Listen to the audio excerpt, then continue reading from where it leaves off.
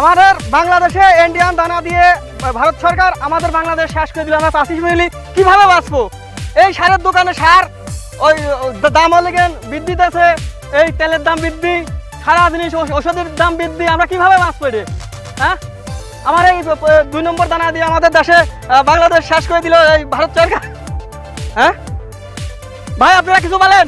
আমার আমার আমার কয় বিঘা বই পেঁয়াজ হয় না জানেন? পেঁয়াজের দানা সব লাগানোর পরে মরে গেছে। আমরা কিভাবে বাল বাচ্চা নিয়ে আমরা বাঁচবো?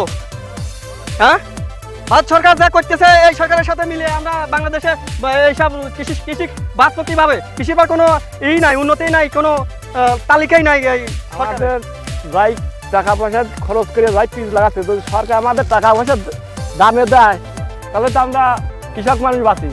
আর কৃষক যদি সরকার যদি আমাদের মানিয়ে দেয় তাহলে তো আমরা তার বাঁচি নেই। এত টাকা পয়সা দিয়ে খরচ করে পিস দর ভাইয়া সে পিস তো কিন্তু